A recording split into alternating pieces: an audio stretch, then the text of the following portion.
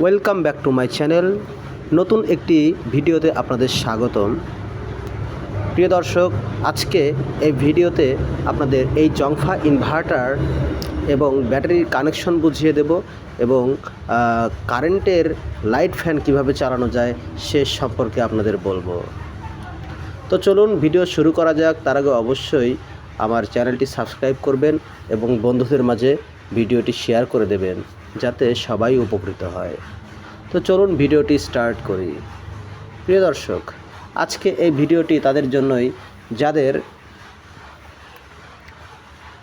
যাদের অল্প টাকার ভেতরে একটি ছোট আইপিএস সেটআপ করতে চাচ্ছেন। যেমন এইরকম একটি 30 অ্যাম্পিয়ারের সোলারের ব্যাটারি, যেটার দাম প্রায় 4500 থেকে 5000 টাকার মধ্যে।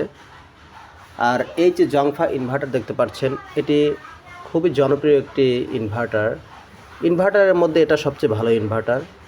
এটা জংফা ইনভার্টার। এটার দাম 2200 টাকা দিয়ে আমি কিনেছিলাম, এখন হয়তো 2500 টাকার মধ্যে হয়ে গেছে।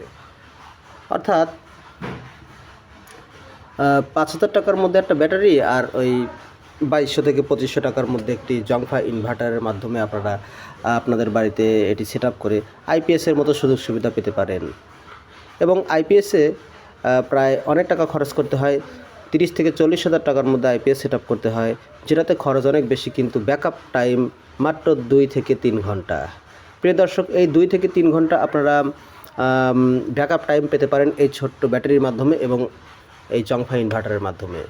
আর আইপিএসে যতক্ষণ কারেন্টে লাগিয়ে রাখবেন এবং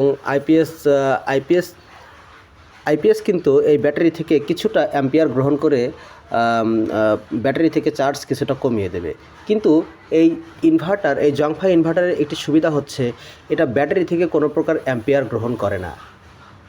যদি আপনি কোনো লোড না চালান, এক্সট্রা যে আইপিএসে যেমন কিছুটা অ্যাম্পিয়ার গ্রহণ করে, কিন্তু জংফা ইনভার্টার কোনো প্রকার অ্যাম্পিয়ার গ্রহণ করে না।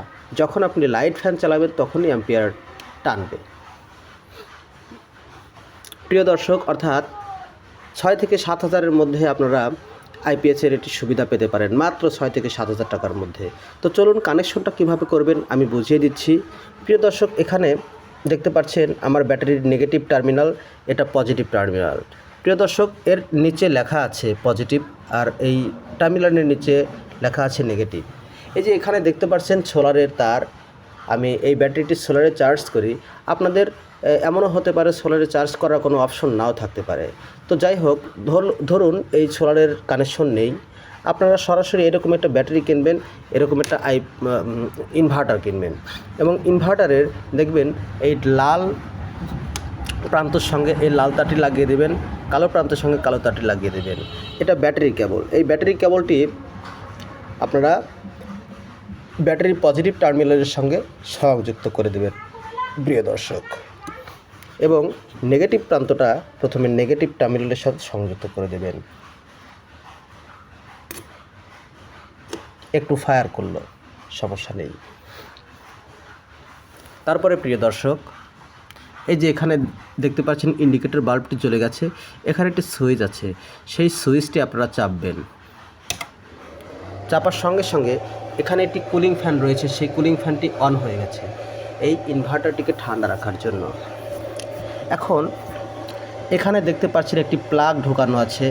এই প্লাগে আপনারা আপনাদের বাসাবাড়ির যে লাইট, ফ্যান, তারপরে ইলেকট্রিক যে কোনো সামগ্রী, আপনারা এটা প্রায় 400 ওয়াট পর্যন্ত লোড দিতে পারবেন প্রিয় দর্শক। এই প্লাগের মাধ্যমে আপনারা বাসাবাড়ির লাইট ফ্যান চালাতে পারেন। এখন বলতে পারেন লাইট ফ্যান চালালাম, কিন্তু এই ব্যাটারিটিকে চার্জ করতে হবে, চার্জ কিভাবে করবেন? প্রিয় দর্শক, এই অপশনটিও দেওয়া আছে। এই যে দেখতে পাচ্ছেন প্রিয় দর্শক, এই যে একটি কালো তার, এই কালো তারের এই যে দেখতে পাচ্ছেন কালো তারের একটি আমি প্লাগ সিস্টেম করেছি। এই প্লাগটি আপনারা আপনাদের বাসাবাড়ির যে কারেন্ট রয়েছে, কারেন্টের অর্থাৎ পল্লী বিদ্যুৎ থেকে যে সকেট এসেছে, সেই সকেটের মধ্যে আপনি ঢুকিয়ে দিয়ে রাখবেন। তাহলে যখন আপনাদের বাড়িতে বিদ্যুৎ থাকবে না, তখন এই ব্যাটারি থেকে ব্যাকআপ নিয়ে আপনাদের বাসাবাড়ির লাইট ফ্যান চালাবে। আর যখন কারেন্ট আসবে অটোমেটিক্যালি আপনাদের বন্ধ করতে হবে না, অটোমেটিক্যালি কারেন্টের লাইট ফ্যান চলতে থাকবে।